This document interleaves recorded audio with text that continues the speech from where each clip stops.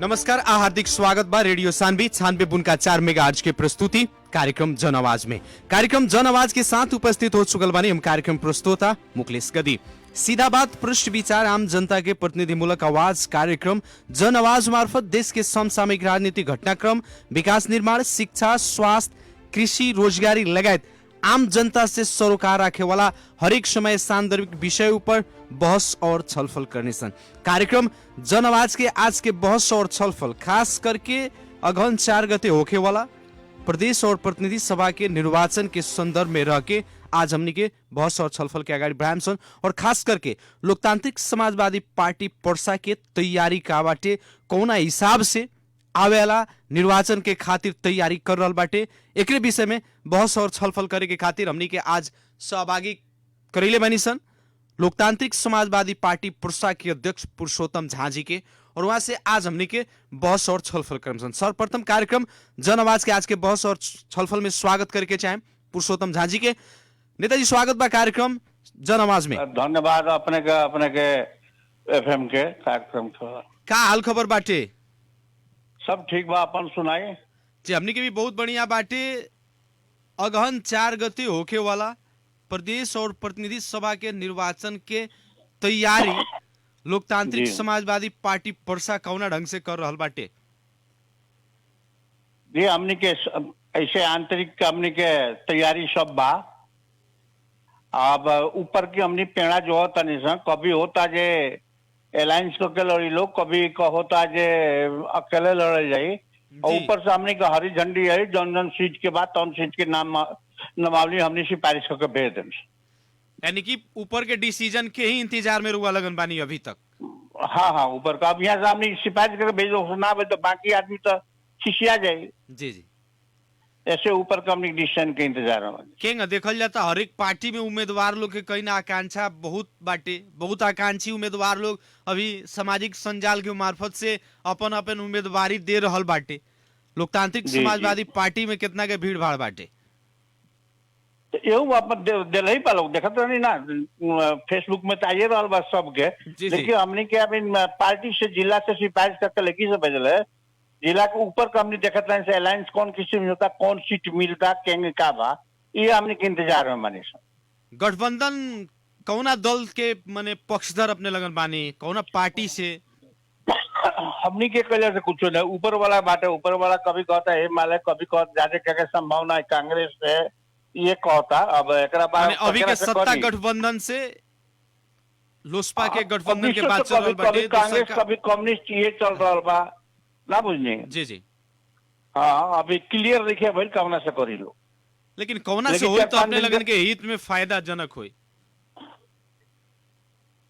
अब तो चुनाव खातिर हमने तो कहता अकेले लड़ित पार्टी हमने के तो हित में फायदा है।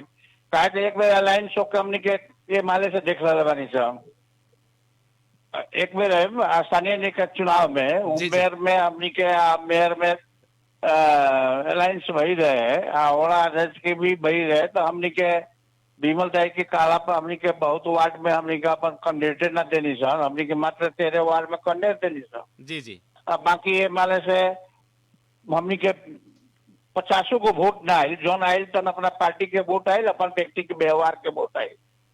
गठबंधन के कोनो फायदा ना मिलल स्थानीय निर्वाचन? ना, अलायंस के कोनो फायदा ये माले से ना मिलल। तो हमने के तो ज्यादा करके आकांक्षा बा, अगर अकेला आखिरी लड़ाई हुई तब बहुत ठीक रहे, कहते सब कैंडिडेट के भी, पार्टी के सब व्यक्ति के भी जगह में ये लड़े के आप निष्पक्ष लड़ाई लड़े। लेकिन बहुत लोग के चाहना बाटे कि विगत के चुनाव में जौना हिसाब से मधेशवादी दल जैसे अपने लगन मिल के लड़नी, जसपा से लड़नी लगन चुनाव, वो हिसाब से भी गठबंधन करके गैला से कैसन रहे? देखिए वो तो कहियो धोखाबाज के पार्टी आज हुए, जसपा के चलते कुछ अपनी के पार्टी में यहाँ कमजोरी आ गई ना, बुझली?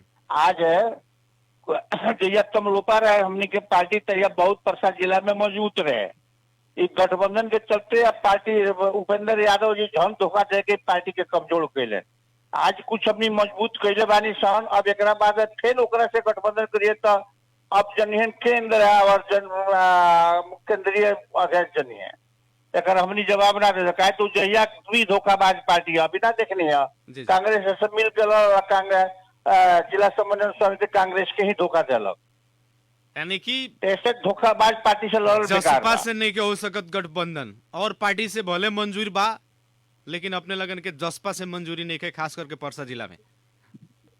हम खास कर है अब अध्यक्ष का करिए ना अध्यक्ष राष्ट्रीय अध्यक्ष लोग बा वरिष्ठ नेता लोग बाप का करी और जो निर्णय कर लोग तो हमने के जिला के माना ही के पड़ी जी लेकिन ना। देखल जा रहल बाटे कि आवेला चुनाव में परसा जिला में अपने लगन के अवस्था का रही। हमने जौन सीट पर लड़न है तो हमने के मजबूत रही काहे तो ई सब लोग के जनता देख ले बा ई जौन कांग्रेस को देख ले बा जनता ये माले के भी देख ले बा जसपा की भी देख ले बा तो ये लोग जनता मूल्यांकन अच्छा करी हमनी के लोकतांत्रिक समाजवादी पार्टी नेपाल के वोट दे के कहे तो पूरा पूर्ण मधेश खातिर मधेशी खातिर लड़े वाला पार्टी लोकतांत्रिक समाजवादी पार्टी बा। दोसर पार्टी तो दिखावा के बा आज उपेंद्र यादव जी मधेश के मसीहा कहता है कौन चीज के मधेश के मधेश के 8 महीना आंदोलन चल तो या हुआ सरकार में जाके मिल के अब मधेशी के कोई आंदोलन करे तो सारा मांग पाई नहीं सके अच्छा वो व्यक्ति के मधेश विश्वास करी भले हाँ कुछ आदमी बाटे सरकार में गइल वालों कुछ आदमी सरकार के गइल बा अपना कुछ लोभ में कि हमारे काम करी तो कई लोभ में बात बयान नॉमिनेशन देते मतलब सारा लोग फूट के भागे। ऐसे पहले भी अपने स्थानीय तय के निर्वाचन में कहले नहीं की जे परसा जिला में बहुत बढ़िया हमने के उपस्थिति रही लेकिन वैसा देखे के ना मिलल। ना उपस्थिति तो अच्छा रहे हमने के जमा तेरे को वड़ा में खड़ा किले रही सन अपने के कहनी है जमा तेरे को मैं परसा जिला के महानगर के खाल बात नहीं की करत परसा जिला के होल में हम बात करता नहीं 14 गो स्थानीय तय में अपने कहले नहीं बहुत बढ़िया हमने के उपस्थिति रही। हाँ उपस्थिति रही लेकिन ना भइल, कारण का है? जी।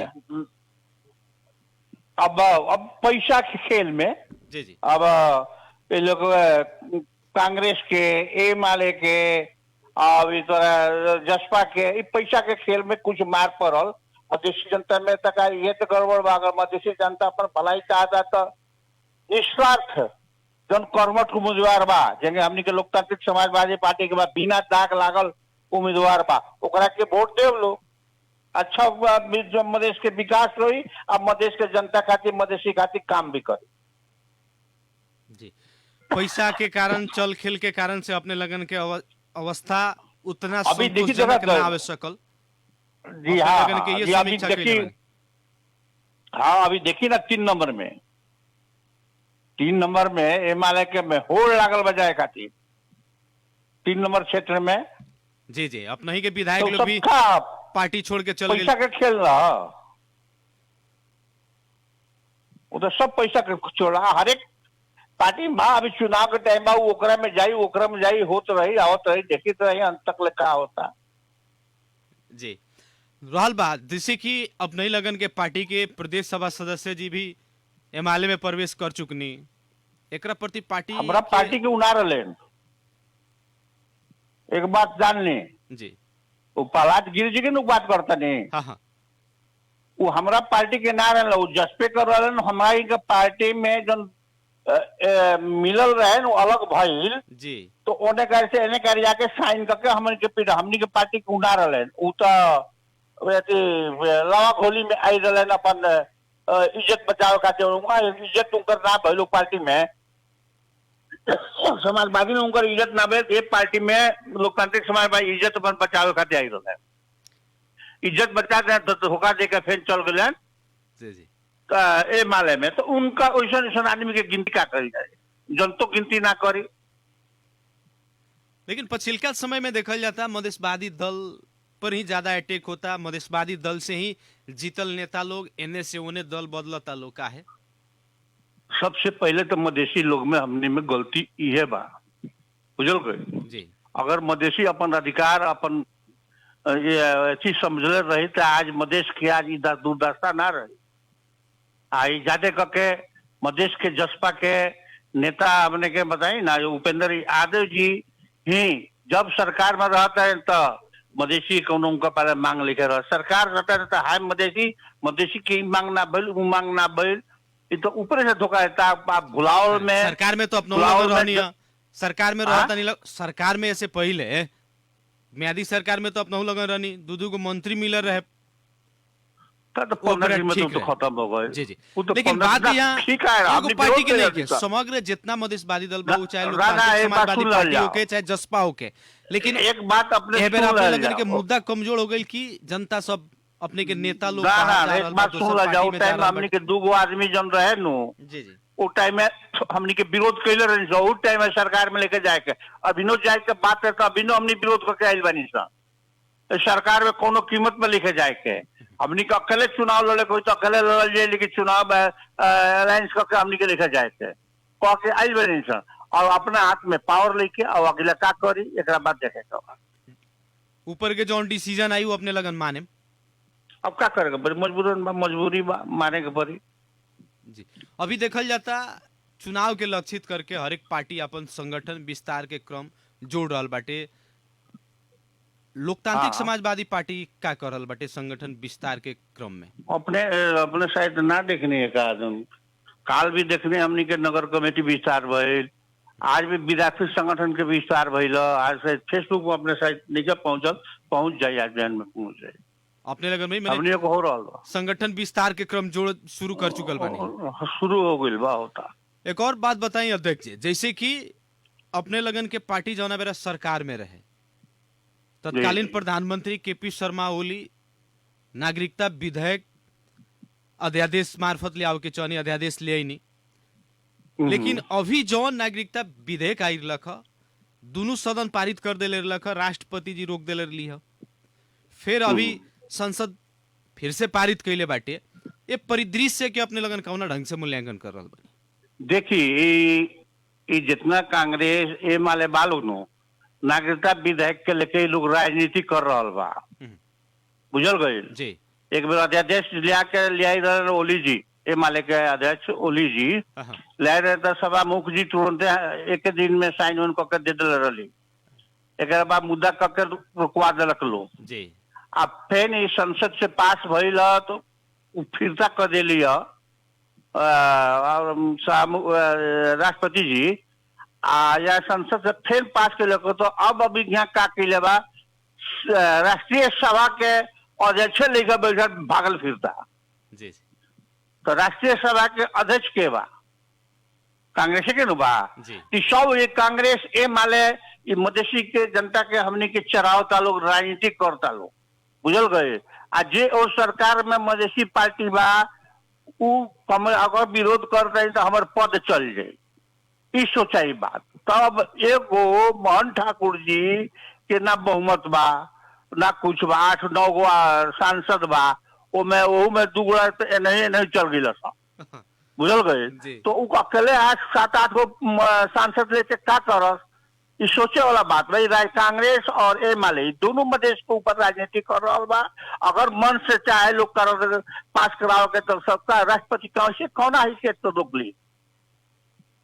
एकरा पाछे कारण का हो सकता है नागरिकता विधेयक ना चुनाव। पास होके देवे के चुनाव राजनीति का विषय अब ओली जी साथ पास हो जाए तो कांग्रेस के ना हो जाए मधेसी के ना हो जाए बुझल गए जी जी आ वो टाइम में अपने मंत्री में अध्यादेश लिया के भी करई लेन कल अदालत में मुद्दा दायर करके रोकवा दिलक लोग ये सब राजनीतिक होता राजनीतिक कैसे होता है नागरिकता पाइए मधेसी पर राजनीति में लोग को दूसरा तो डिमांड अब ये लोग को कौनो कांग्रेस ए मान लेके कौनो से लेके इलेक्शन में जाए के न्यू अब ये नागरिकता के विषय लेके अब चलो लोग अब नागरिकता विधेयक पास हो जाए तो एकर श्रेय कौना पार्टी के जाई कह के मने ये लोग नहीं के चाहत कि नेपाली कांग्रेस चाहे माओवादी चाहे जसपा चाहे लोसपा विपक्ष में बा या बेरा ए माने लोसपा तो आज भी लड़ाई कर रहा बा सरकार में ना गए जब तले तो हमनी के नागरिकता के फिर पास ना करबे तले तोरा सरकार में लाए ओ टाइम में ओली जी पास कैला अध्यादेश तब सरकार में गई रहे 2 आदमी गई रहे जी जी तो यो हमनी मने कैले रहनी साहब लेकिन गई पास तक रही बहुत आदमी जेल में रहे ओकरा के लोकतांत्रिक समाजवादी ठाकुर पार्टी छोड़ी मुद्दा फिरता करेलक। लेकिन ई लोग अब राजनीति कर रहे भाई, लोकतांत्रिक समाजवादी पार्टी के नाम हो जाए जसपा, तोरा रुआ कांग्रेस, रुआ एमाले, ये सब राजनीति करता लोग मधेसी के ऊपर, वो लोग देख खाली एगो मधेसी। मैंने मधेसी कैसे दबल रही, मधेश के मुद्दा कबो समाधान ना हो कोई इस सत्ता पक्ष के, चाहे जे भी नेपाली कांग्रेस हो, माओवादी हो, या चाहे नेकपा एमाले, जोन भी पार्टी बाटे, हर पार्टी के चाहना ये बाटे कि कोनो भी हालत में समस्या के समाधान ना हो को। ना फंसा खाली रख ले वालो। कब तक ऐसे मधेसी दल चाहे समाजवादी के ना हो जाए, कब तक ऐसा जाल झेल मधेसी जनता के साथ में होत रही? जहिया मधेसी नेता लोग जब तक डॉयल पॉलिटिक्स करी लोग, माने एना हुआ न हो, मधेसी के आवता लोग, उपेंद्र जी आवता मधेश में, तो मधेश के मसीहा है हम, मधेश खातिर हाई करम हो, जय सरकार में जाता मधेश के मसीहा, मधेश मूल भोर पड़ जाता रहे, बुझल गई। सरकार में ना जाके पास करा के ठाकुर, शरद सिंह भंडारी, अनिल झालो, ई लोग के याद रहता टे ना, हमार पार्टी जब तो यार बा, बुझल गई। मोहन ठाकुर जी, बुझने की ना, मोहन ठाकुर जी जब तक ले हमार मांग ना हुई तले हम सरकार में जाकर रुआ उठा हुई, रुआ लगे पत्रकार बानी, विशेष सूत्र से भी पता लगा रुआ लगे पहले था हो जाला, हमने के तो बादे में था हुई, लेकिन रुआ लगे पहले था हो जाला। हम जब मोहन ठाकुर जी ऑर्डर लगे ना, और आदेश का पास करे तब दू वो मंत्री सरकार में गए, मुद्दा फिरता कैलक मधेश के, तब दू आदमी सरकार में न तो ना जाते है। अब आवेला चुनाव में अपने लगन के एजेंडा का रही? हाँ, विकास विकास विकास। लेकिन जितना भी देखल जाता नेता लोग जीतल बा, खास करके गेटे बनाओ में व्यस्त बाटे, वैसे किस्म के खास करके माने विगत चुनाव में जितना भी देखल जाए, अगर जीतल नेता लोग बाटे विशेष तौर पर खाल अपन पर्सनली पब्लिसिटी के काम ही मात्र कैले बाटे, कोनो ऐसा किस्म के मैंने कहल जाए कि दीर्घकालीन योजना सब नहीं खेले आई लोग। अब सबसे पहले कहा बात ये, अब सरकार के भी गलती बा ना, बुझनी जी जी। अब जब आसार आओ तो रहता, आसार से 3 महीना पहले बजट पास करता, अब काम करता बजट कुछ काम शुरू करता बजट सीज होके लगाता, तो जो गाड़ी लोग होता तो उन्हें कह देता लोग, गेट बना देता लोग, सब शहर देखले वालों गेट, और ज्यादा कमीशनों मिल जाता, गेटो बन जाता, अपन नावो हो जाता, ये देखले वालों का कर। जी, अब जैसे कि अध्यक्ष जी खास करके देखल जाए बरसा जिला में 14 गो स्थानीय तह मध्य एगो स्थानीय तह लोकतांत्रिक समाजवादी पार्टी के नेता वहां पर विजय प्राप्त भइल बानी, कौन हिसाब से पार्टी वो पालिका के आगाड़ी बढ़ाओ के खातिर, पालिका के विकास के खातिर निर्देशन दे रहल बानी अपने लगन? हमनी के जब भी मीटिंग में बुला के, मीटिंग में हमनी कहनी सन जनता के हर एक काम में दुख में 24 घंटा लग रहेगा, मोबाइल कभी बंद होके के ना चाहिए, अपने से जौन होता तो अपने कही जाओ, जौन हाँ अपने के दिक्कत हुई तो हमारे के जिला में खबर कही जा, जिला हमनी के जौन ब्याई तो हमनी करे के तैयार बानी सन। ये हमनी के हमेशा हमनी के एगो गांव पालिका के मेयर जीतल बा, दूसरे का हमनी के 21 नंबर के वड़ा अध्यक्ष, 5 नंबर के 6 नंबर के वड़ा अध्यक्ष, ये हमनी के जीतल बा। इस सबके बुला के हमने हमेशा कहत रहने से अब काम भी वो लोग अच्छा कर रहा बा। जी जी, निर्वाचित पहले वो लोग के बहुत दिन नहीं थे भाई, लेकिन काम के अपने लगन मूल्यांकन कर चुकने की अच्छा ढंग से काम कर रहा बाटे। ना करता नहीं सामने, जितना दिन भइल बा उतने दिन में करता कि ना करता, ध्यान हमनी के पार्टी के बदनामी ना हो, ये सब करता, लेकिन काम अच्छा कर रहा, अच्छा काम कर रहा बालो, और आवेला दिन में भी जनता के जन चाहना बमोजिम काम करो कह के अपने लगन के वो लोग के निर्देशन बाटे। एकदम एकदम मोबाइल कभी बंद नहीं करेगा, मोबाइल बंद भइल तो अपने लगन जवाब दे हम। हाँ, अगर वो लोग के मोबाइल बंद रहता हमनी के खबर मिले, अगर मोबाइल अगर बंद हो गई, जनता के काम ना भइल, वो जनता तुरंत हमनी के भाई भी है, हमनी का पर मोबाइल 98 550 550 21 357 ना बुझने जी, तो तब तुरंत हमनी के रिपोर्ट करो, हमनी को रिपोर्ट करके हमनी के तुरंत हमनी एक्शन में जाए सन, बुझने की ना, एमे हमनी के कोनो दिक्कत लेके खबर हमनी के मिले के चाहिए।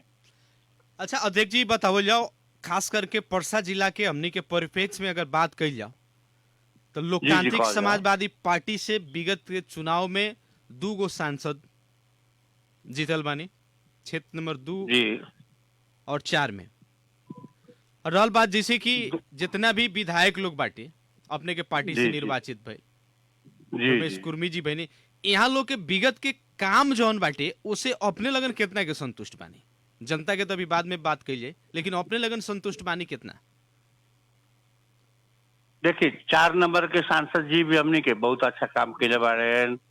2 नंबर क्षेत्र के सांसद विमल श्रीवास्तव जी रहलन भी, तो उनको अच्छा काम, हाँ उनका से टका टूटी भइल ई जनता के यहाँ जाके उ माने महीना में चाहे 15 दिन में उ भेंट मुलाकात ना, लेकिन विकास काम उ कैले बारे, बुझल गए।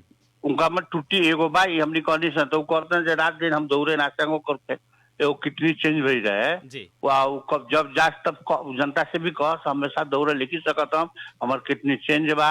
बाकी कोई काम पर हो तो चंदन मिश्रा चाहे पुरुषोत्तम झा बाने रोलन कहीं ना होई तो हम बानी अपना लोगन खबर करब, मोबाइल नंबर भी दे दिले रहे।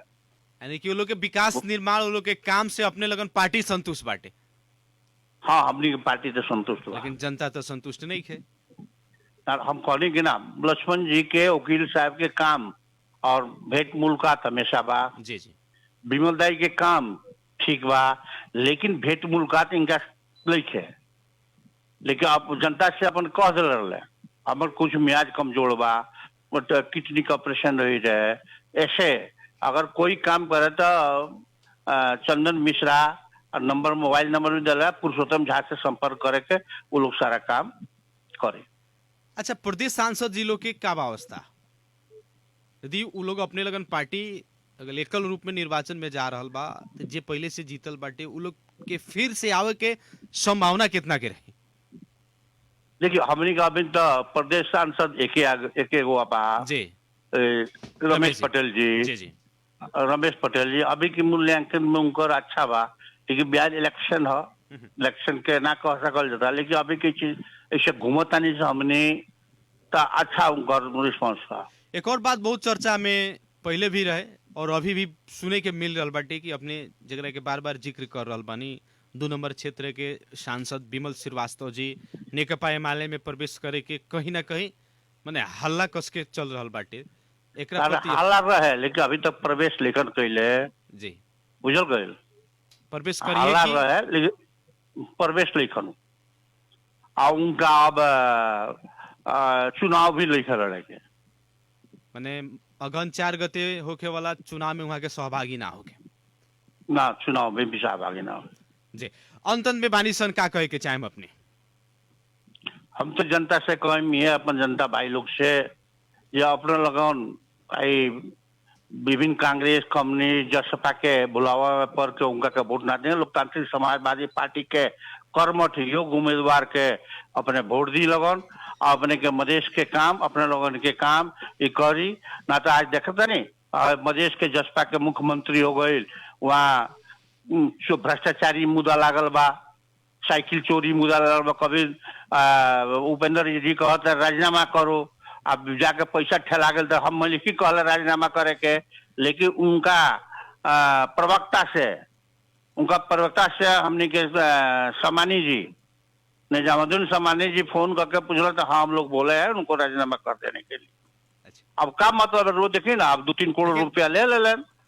लेकिन मुख्यमंत्री जी के राजीनामा से अपने लगन के काहे इतना सर्द माने दर्द कर रहा ना ना हमनी के कुछो लेके, लेकिन सरकार में देखल जाए तो मधेश के नाम ही मध्य प्रदेश के सरकार में अपने लगन सहभागी रहनी जौना बेरा सब कोई ठीक रहे, वह लाल बाबू गदी के चाहे वो उपेंद्र यादव के जय जयकार करत नहीं लगन ए बेरा सरकार से बाहर बाहर देखिए बताओ तनी परबथी धले सबसे पहले पुरुषोत्तम जाके एगो बात जरूर बुझे, बाकी जे जयकार करी ओकरा करी, बुझने की ना जी। हम अपना मेहनत अपना करबट अपना राजनीतिक के भरोसा कैले बानी, कहियो जय जयकार हम नहीं कैले। हाँ जे अच्छा काम करी ओकरा के अच्छा काम करे, जे खराब करी ओकरा के खराब कहे।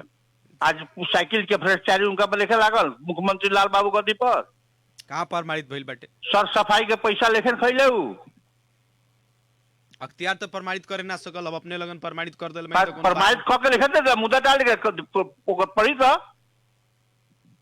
हालांकि जिस सरकार में रहता का दबाव कल बा मुद्दा तो उनको बाबा जी जी ओकरा अर्थ लगाई ना पढ़ के। चलिए बहुत बहुत धन्यवाद कार्यक्रम जन आवाज के खातिर अपन इतना व्यवस्था के बावजूद भी समय धन्यवाद देने। लोगों के, कार्यक्रम के भी, एफएम के भी, सबके सब व्यक्ति के भी हम धन्यवाद देना जी चाहते हैं। धन्यवाद। नमस्कार। आदरणीय जन समुदाय कार्यक्रम जन आवाज के आज के बहस और छलफल खास करके आगामी अगहन 4 गते होके वाला प्रतिनिधि सभा और प्रदेश सभा के निर्वाचन के लेकर के अभी चौतरफी चर्चा परिचर्चा बहस और छलफल हो रहा बाड़ा सन। हर एक पार्टी अपन अपन पार्टी के जिताव के पक्ष में संगठन विस्तार के क्रम में जनता के जोड़े के जनसंपर्क में आगाड़ी बढ़ चुकल बाटे। उम्मीदवार लोग ऐसे देखल जाए तो आकांक्षी लोग बहुत ज्यादा बाटे। पार्टी अभी टिकट नहीं खे देले, पार्टी में कोनो किस्म के चर्चा परिचर्चा नहीं खे, लेकिन सामाजिक संजाल से देखल जाए तो उम्मीदवार लोग के होड़बाजी ही चलल बाटे। हर टोल में हर घर में बुझाते एगो न एगो सांसद आ विधायक के उम्मीदवार लोग दिखाई दे रहल बाटे। पार्टी अभी कहाँ बा, टिकट मिली कि ना मिली, तो लेक हाय सुख फेसबुक पर उम्मीदवारी दिया रहल बाटे। अगर फेसबुक से ही जीते वाला रही तो का जाने अभी कितना उम्मीदवारी पड़ी, ओकर कोनो ठर ठिकाना नहीं के। जनता इस चीज के मूल्यांकन करे के पड़ल। बीतल 5 वर्ष के कार्यकाल भी हरेक जे भी निर्वाचित जनप्रतिनिधि सांसद विधायक लोग, वो लोग के गतिविधि, वो लोग के कार्यशैली, वो लोग के काम सारा ही 5 वर्ष के दौरान में लोग चुकल बाटे। बहुत सारा विधायक लोग बाटे खाली गेट बनवा देले बालो। वो गेट के नीचे अगर देखल जाए तो रोड देखल जाए तो टूटल बा, लेकिन वहां 5 लाख 10 लाख के गेट बाटे। ओकर आवश्यकता का, जब वो जाए वाला रास्ते ही खराब तो वहां गेट के अर्थ का रह गई। ऐसा बहुत सारा योजना बाटे। देश में 3 तरह के सरकार, सबसे नजदीक के सरकार स्थानीय सरकार। स्थानीय सरकार जितना काम कर दिला, थप जौन काम करेगी चाहिए प्रदेश सरकार के विधायक लोग के, वो लोग करे ना सकल। इस चीज के तो जनता मूल्यांकन कर रहा बाटे। आवेला दिन में वो लोग के भविष्य का रही अभी तो जनता के हाथ में बाटे।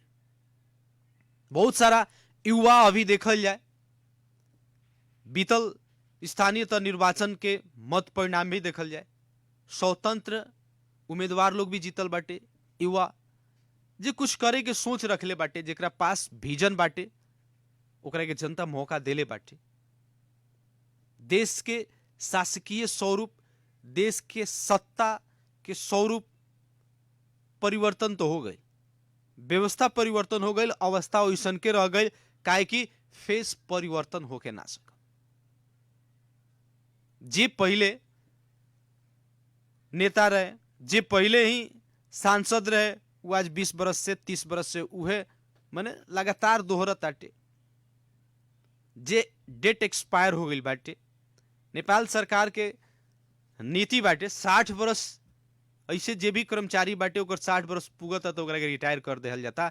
लेकिन अभी तक 70 बरस 72 बरस के लोग, नेता लोग अभी बाटे, राजनीति करल बाटे, जेकर कोनो अभी स्थान नहीं के। ओकर वैसन आदमी भी अभी हावी बाटे नेपाल के राजनीतिक में। जब तक उ लोग के विस्थापित ना कइल जाए, जनता नया पीढ़ी के, नया युवा के हाथ में जब तक सत्ता ना पहुंची, तब तक जनता के जन चाहना बमोजिम विकास के संभावना देखल बहुत कम बाटे। हर कोई आवेला बहुत सारा सपना ले दिखाई, लेकिन सपना अब कितना पूरा कर सकता आटे वो मूल्यांकन करेंगे जनता के। 5 वर्ष के बाद एक बार समय देहल जाला, वो में चूके के ना चाहे, सही मूल्यांकन होके के पड़ल। जे काम कैले बाटे ओकरा के चांस भी देवे के पड़ल, जे काम नहीं के कैले ओकरा फालतू के गप में भी पड़ला के कोनो जरूरी नहीं है। कार्यक्रम जन आवाज के आज के बहस और छलफल निरंतर जारी रही। समय सांदर्भिक विषय पर बहस और छलफल कार्यक्रम जन आवाज के आज के बहस और छलफल सुननी। एक अपने लोग के बहुत बहुत धन्यवाद देव के चाहे। विशेष धन्यवाद प्राविधिक मित्र अनूप यादव जी के देते हुए जन आवाज के आज के बहस और छलफल से हम कार्यक्रम प्रस्तोता मुकलेश गदी आज के खातिर विदा चाहत बानी। प्रणाम।